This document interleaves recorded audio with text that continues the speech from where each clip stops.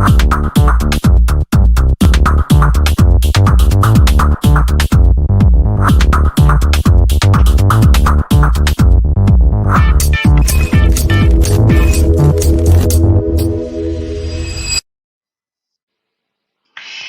there, Virtual Space Hero community. A very good morning from my end. I know this is unusual because we usually stream in the evenings, but as you know, today my expert is connecting from a country that is many hours ahead of Austria, in this case, Central European time. And therefore, we changed our streaming hours. Welcome to this important topic. We're talking again about leadership in hybrid teams. And most of you know that I'm a super positive leadership fan. I'm positive leadership certified, and that's the leadership style that I use in my trainings, in my coachings, working together with Dr. Marcus Ebner. But I'm always eager to learn, and I'm only learning from those who have already inspired me and is continue inspiring me on LinkedIn. And therefore, I'm super excited to welcome with me on this virtual space hero stage this morning, Isman Tanuri, one of my mirror heroes, who is also an expert in facilitative leadership. Hi, Isman. Hello, Barbara. Really good to be back again. When was the last time that I was here? I think it was in November, if I'm not mistaken, when we talked about liberating structures for the virtual space. Yeah, so I truly enjoyed the experience, and I'm so glad that you asked me back, and I'm really happy to be here and to share a bit about what I know. Absolutely, Isman. You know that I'm a huge fan of your posts. They're always very insightful, and also the last LinkedIn Live. I probably assume that facilitating with liberating structures somehow also has to do with the topic that we're discussing today. Am I correct? 100% correct. Because I think if you know the fundamentals of liberating structure is about giving everyone a voice. And similarly in if you're a leader, you're a manager of the workplace, I think that's a goal. There's a good goal as well to get everybody to be able to speak up, to have to share their ideas and their thoughts. Absolutely fantastic. And we see already, hi there, Mitra. Thank you very much for connecting to Hello, our Mitra. morning session. Hi there. So, for all of you out there, we got a few questions already beforehand. But if you want that we discuss and pick up on your question, just let us know your questions in the chat feature. We are streaming, as always, to LinkedIn, our main platform, but also YouTube and Facebook. And we really strongly encourage you to let us know your questions, comments, or thoughts, or also when you don't agree with what we're talking about, we're picking that up and we want to enter in a dialogue with you. With that, so Isman, we do know that leadership challenges increased last year because of the remoteness of our work. Many of us were not prepared to lead virtual teams, and now we're getting into the hybrid era. The hybrid era Mm-hmm. already existed before. Many of us were doing teleworking, mobile working, video working, whatever you call it, before, but now it's getting an agenda item for all companies because employees are really requesting. So, what Mm-hmm. is your feeling, and how did you come up with the facilitative leadership tool, method, instrument, technique? Mm-hmm. So so I hear you were about the whole hybrid thing, like especially in Singapore, where I am. It's something that has been is not just a trend, but I think, like you said, people are asking for it. And in my mind, I was debating with myself, like, what if the pandemic is over? Like, do we go back to normal, or is the work that I'm doing right now relevant, for the future? The more I thought about it, going hybrid is not as different as going remote. It's the same, right? Like, people are still distributed. Some of you may be in the office, some maybe of you may be at home. You meet once in a while. So how do you actually get together in a way that is, you are doing great work. You're doing effective and efficient work, and this is where I'm going to bring Miro into the conversation, right? Because it is a cloud platform. You can work asynchronously. It is a space where you can go in at any point if you have work with your team. You can work together in Miro without nothing should stop you. And in that context, Miro itself will be, or not just Miro, say Mural or Jamboard, whatever that platform is, that will allow you to work together despite not being physically in the same space. And having said that, as you and I know, giving somebody a blank space, like in a mirror bot, right? It's it may get a bit scary at first, especially for a team. So, what can a leader do? I'm pretty sure they cannot hire Isman or you all the time to come in and fac- facilitate a workshop, right? So that's the idea that I have. How do I provide my knowledge, my skills, or my team's knowledge and skills for them, for leaders and managers to do it on their own. That's fantastic. That's fantastic. I'm just popping in here one of the quotes that you used in your recent LinkedIn article. We can't do the same things over again and expect a better result. So, Isman, explain a little bit more in detail. What is facilitative leadership? What does it mean? And what are like the major components when we talk about facilitative Mm. leadership? So, just to go on that quote, a lot of the frustrations that we had, even before COVID, is that we do so many meetings. We did so many meetings in the office that we it drags on and on and on, and nothing came out of it, and people get frustrated. And yet every day we do the same thing again, and yet every day we bombard each other with lots and lots of emails. So the first principle about facilitative leadership is that you have to believe that whatever change that you want to get done in your organization or within your team has to start from you, because fundamentally it is very difficult to change somebody else, but it's not easy to change yourself, but it's a lot more possible. So that is Mm, this a bit about that self-awareness, about being a leader who's self-aware, wants to become better, and also want to properly, or rather want to lead the team in a way that I'm going to stand in front. I'm going to lead this workshop with you. We're going to do a design thinking session, and we are going to do it well. So that is about mm, taking the bulls by its horn and getting things done, based on your own capabilities, abilities, and the belief that I can make the change. mm, mm, mm. I think that's really interesting. Let me just add here one comment. We were in last week at the European Forum in Alpbach. We were discussing a lot what future skills do we need for the future of work, for the future workforce. And I Mm, think everything that has to do with self becomes much more important, like self leadership, self mm, organization skills, self motivation, self directed learning. And we were discussing that this also requires a different skill sets and tools for our employees, for our leaders to think mm, about. Because many of us working, if I'm just thinking about self-organization or self-directed learning, we have been in organizations that are very hierarchical. Hierarchical yeah. organizations work in such a way that we are mandated from the top what to do, when to do it, how to do it, what to learn, when to learn, etc. And of course, now going into this era of oneself, and as you were Mm, saying, starting with oneself is so important. It mm. requires different skills, and that's one thing that I was really curious about. What do you think about that? Totally spot on. I'm going to pick you up on that self-organizing thing. So I came from the world of agility, business agility. I'm pretty sure you remember that. I've done a few coaching, like coaching session, agile coaching, and I think the skills that are almost always whenever I finish an assignment, I feel kind of like empty. Is because I felt like I have optimized the team, and I think they're in a much better place. But when I leave, no one is taking over the job. And then that's the thing, I've been Mm, optimizing the wrong person. And I realized that a lot of today's managers and leaders, I think it's a fact, many factors.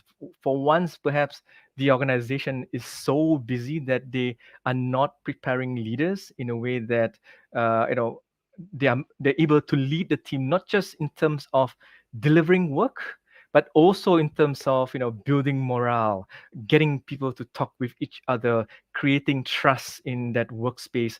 All these skills are actually not by default is not given or not being made available to current leaders. So that's Mhm. the same thing as well as what you mentioned. There's definitely a lack of skills. It's not in the formal curriculum of being a manager. Absolutely, absolutely. So when we talk about facilitative leadership principles, you also wrote an article on LinkedIn that I enjoyed very much reading it. But what are sort of the principles when we talk about facilitative leadership? And for all of you out there, you can always connect with Isman on LinkedIn, which I strongly recommend to follow the discussion conversation about facilitative leadership, but also about how to use Miro, because you know Miro is a tool, an online whiteboard tool, is a fantastic a tool for facilitative leaders. But so, what would it be that are those fundamental pillars, Mm. principles of facilitative leadership, Isman? Right. So, the to me, the ideal workplace is a place where people are happy to contribute. People, feel okay to make mistakes. People feel like they are being trusted enough to do a job. So, the one of the principles is, I think we spoke to this earlier on, is how can we give everybody a voice? How can we Mm-hmm. get allow everyone to come out and say their thoughts without fearing of repercussions, without being Yeah. looked at as, oh, you're too silly. This is such a silly idea. So you want to create that safe working environment. So that principle from a leadership perspective is to learn to truly understand that, hey, uh, my beliefs or my way of working is always influenced by my own bias. Mm. So one of the first few principles is to let it go. I led to that movie, right? To let it go, and yeah, let it go, and it's truly not about you, but it's and the way the work that we need to do these days are super complex. We need to understand that we cannot leaders alone cannot solve the problem themselves. They need a team to to solve complex problems, or if you want to talk about practical terms, design thinking, right? But Mm. how do you can call a workshop, you can organize a workshop, but if someone turns up or your team turns up and they don't feel like it's safe to speak out, they will never do so. So that is fundamentally what we are trying to do with faith. uh, give you tools, give you the techniques in order to create this sort of like a more productive, a more safe working environment. Mm-hmm. So you were already mentioning techniques. So could you mention a few facilitation techniques for people growth and team productivity that you are using or that you are sort of learning in your that you're teaching in your program, Faith Leader? Okay, so if you don't mind if I share my screen, Barbara. Go ahead. Okay, I'm gonna do some magic here. There you go. Ob- Whee! Obviously, I've prepared. So those who are listening on the podcast, I'm sharing my screen. So watch the podcast. I'm not actually not that bad looking. So watch the podcast. So so things like we provide the techniques, and we create the spaces, we provide the guidance on leaders to have conversations, things like how do you create alignment within your own team. Why are we here? Why are we turning up at work from 9 to 6 every day, every week? Sometimes these conversations don't truly happen, and because either we're too busy or we just never thought about it. So this is one of the first steps. How do you create that alignment? uh, Understanding what are the professional goals that your team members might have, and also their personal goals. I think if you think about it, we have different facets of our lives. Sometimes we are professionals at work, but and other times we are a family person. So these are the kind of things that we need to understand from a leadership perspective. Without knowing all these data, it's really hard to create that cohesive work environment. And this goes back to an agile principle, which is make everything visible. The idea again, Mm. something like Miro, when we don't see each other, is to make things visible for everyone. Similarly, like team working agreement. Like here, I have here's a simple team working agreement. to get it done. The twist here is that it's not just your team that will actually commit to a set of engagement rules, so to speak, but you must also commit to a set of rules that your team create for you, and that is what Mm. we call accountability, isn't it? Absolutely. Isman, let me jump in here quickly with a quick Yeah. question.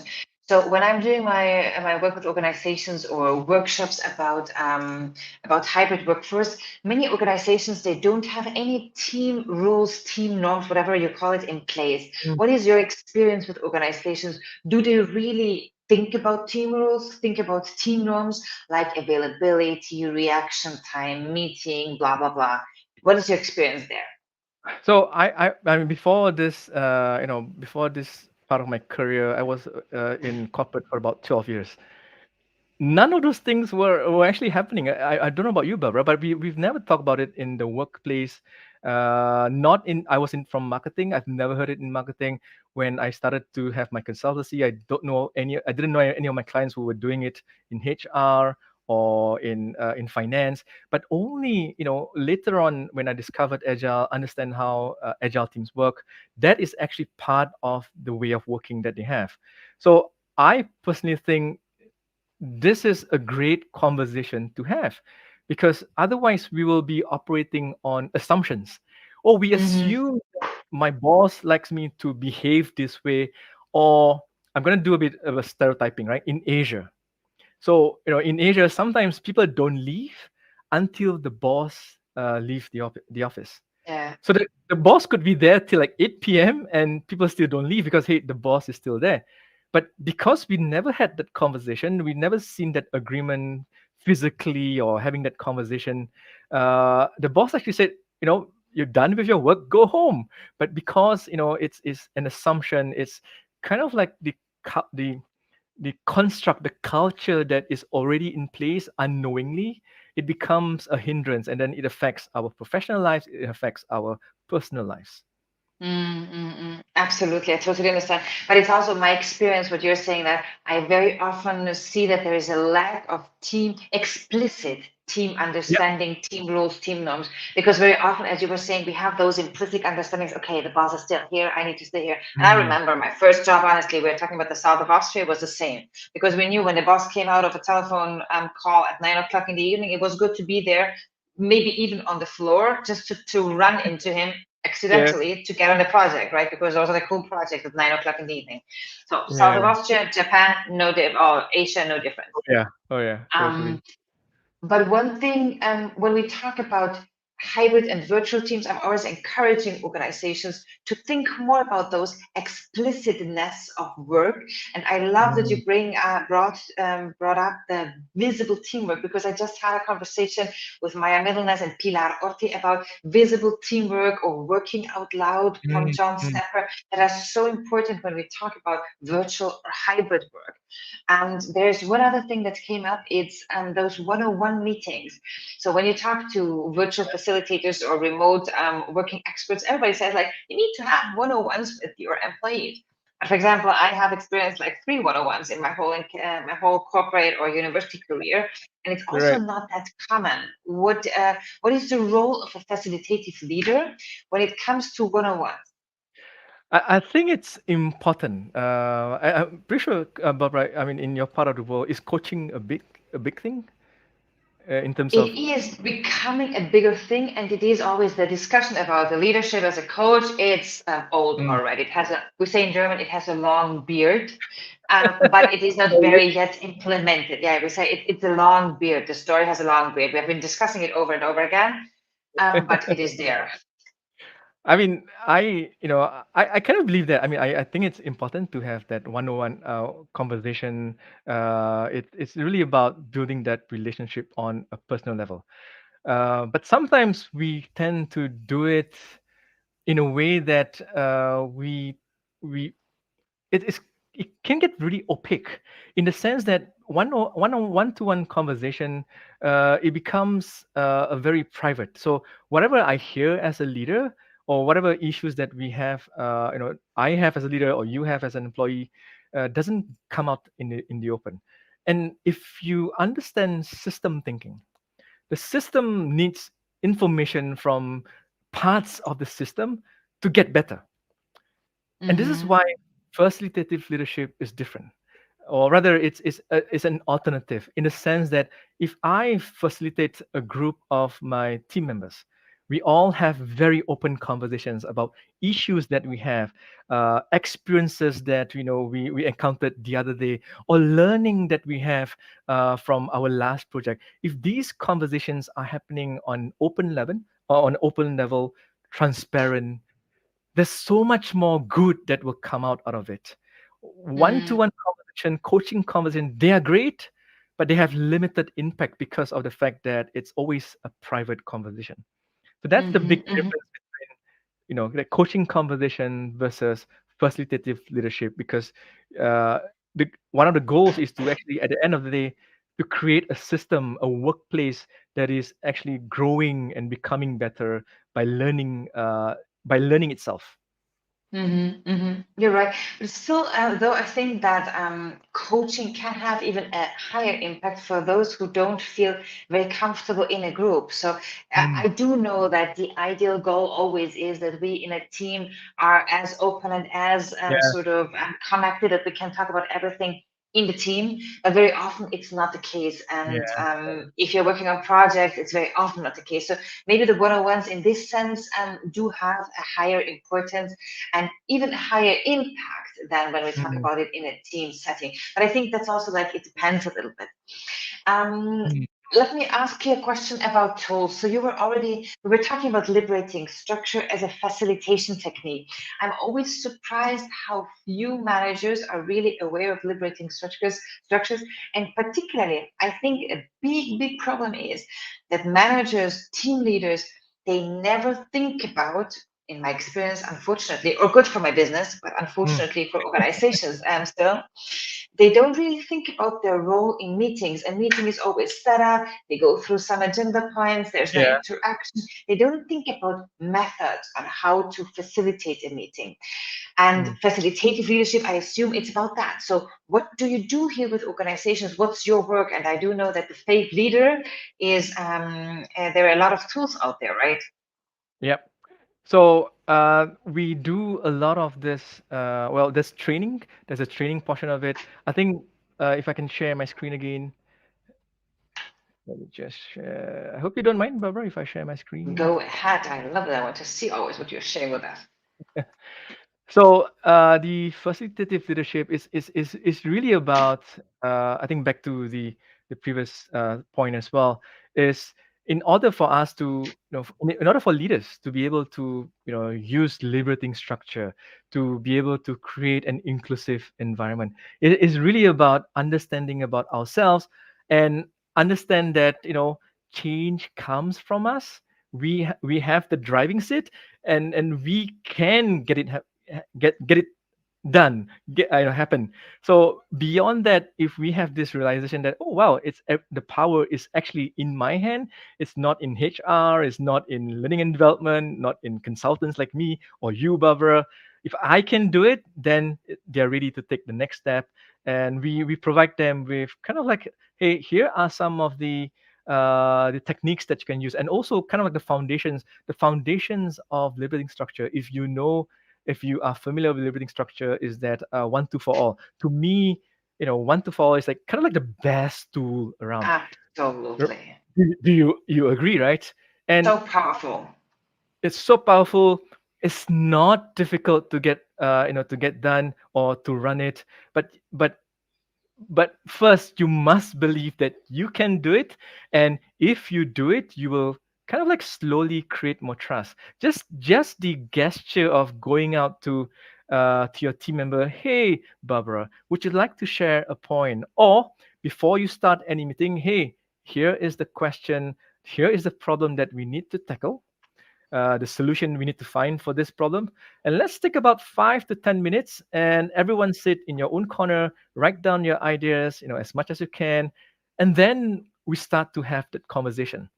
So again, it's a totally different dynamics as opposed to coming into a meeting and saying, oh, here's a problem, and I think this is a solution. Let's discuss. Yeah, big difference. Yeah. yeah. So But, but I know, just let me jump in here very briefly, Isma. But I think the biggest challenge here is really that we need to have an observer, a coach. We need to get feedback because otherwise we're not aware of how we are leading those sessions, and we're always jumping in with our assumptions. And I'm doing that myself. So I'm always happy when I'm working with a team of co-facilitators, co-leaders, shared leadership, that we rethink how we're doing that, right? 100%. I totally agree. And this is why I personally believe the coaching support that we do at Faith for leaders and will truly help. Kind of like a supporter behind you. Hey, you are going to plan your next workshop. I'm going to be there with you. What tools do you need? Liberating structures or anything. You want to learn how to do design thinking or customer empathy mapping? I can provide you with the tools, but you are going to plan it and you are going to run it, and I'll be there to support you. So that's the kind Mm-hmm. of work that we do for leaders. We allow them to experiment, we allow them to do it themselves, so that they can feel it, they can feel that I'm actually making the change, and my team is looking at me and feeling inspired by me being up front in the room. And of course we use, now that we're still in virtual and hybrid working environment, we use a lot of Miro to get this done. But nonetheless, all the tools that I mentioned earlier on, they are 100% usable online or offline. Fantastic, fantastic. Thank you so much for sharing also this. And one thing, so if you follow Isman, you for sure will see his Miro boards that he's coming up with. But also, if you go to his recent posts, you find probably some boards that he was using. But also on the Miroverse, there are a lot of boards and also Mm. liberating structure boards that you can already use. And that's for you to start with. And I love the Miroverse because I just we need to be honest. So building up a Miro board from Yeah, from scratch, at least for me, still is a lot of work because we are becoming perfectionists. A lot of this and there and here. And blah.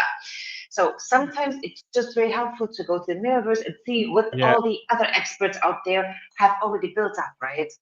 Yeah, and I mean, feel free to connect with me on LinkedIn, and I'm happy to share my thoughts and my insights, via private message. I mean, I think there's a lot of information out there. You will get lost. I get lost quite easily, but I think that guidance, that early guidance, and then you experiment. To your point, Barbara, I found an amazing faith leader in Malaysia. He's like the head of software development for one of the biggest oil company. But you know what he said? His biggest, I mean, he's using Miro. His biggest secret weapon is the Miroverse. Like he can do anything on the Miroverse. I can see that my camera has stuck right now. I'm stuck. So Good, you that you have a nice that you're putting on a nice face because I'm always stuck with the camera when I'm looking like this or like this. So good, good yeah, for you, Isma, but I can hear you perfectly. But that's a good point. So that's the favorite secret weapon of her. Amazing. yeah, totally. And I was so wonderful. I mean, I'm so happy he said that. Again, he wants to change. He wants to do it for his team, and he wants to get it done. And he looks for all the options and alternatives. And I'm really happy that that his approach. And I think more leaders should take that approach. Fantastic. I think that's also a wonderful closing line. So I love to always use Joshua Davis' words.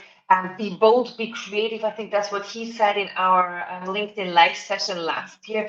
I like that because we need to experiment, we need to discover new tools, new techniques, and Fave Leader and Miro as a tool, but also probably many other tools that you learn and experiment with Isman in that course is for sure a tremendous benefit for you and your team, whether it's a virtual, hybrid, or in presence.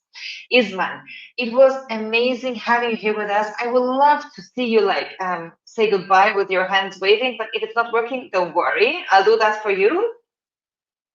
Let me try this. Okay, I'm back. There he is. This is the thing about being agile, especially like on the live show with you, and things go wrong. And this is the world that we live in. It's too complex. Thank you very much, Isman, for joining us. It's fantastic. So don't miss to check out faveleader.com, the webpage, but also connect with Isman. He was tagged here in this LinkedIn post to follow him on his posts about faith leadership, facilitative leadership, but also on what is going on with Miro. And with that, Isman, thank you so much. I'm wishing you a beautiful, is it afternoon, evening, right? Yes, almost evening, and thank you so much for having me again. Always a pleasure to have this conversation with you, and I wish you a great day and weekend ahead. Thank you very much, Isman. Bye. Bye. Yeah. Bye. Thank you very much, Virtual Space Your Community, for joining us in this morning session. So we got questions beforehand. We all tackled them and very much appreciated. If you have any topics, any particular themes that you want us to touch upon, that you want us to discuss, if you want to suggest a speaker for the Virtual Space Hero stage, just let me know and I'm happy to pick that up. And with that, I'm saying thank you very much. I'm wishing you a beautiful morning, afternoon, evening, or night, and become a virtual space hero. See you next week with another topic about the virtual and hybrid space in on our show here. Thank you very much, and bye.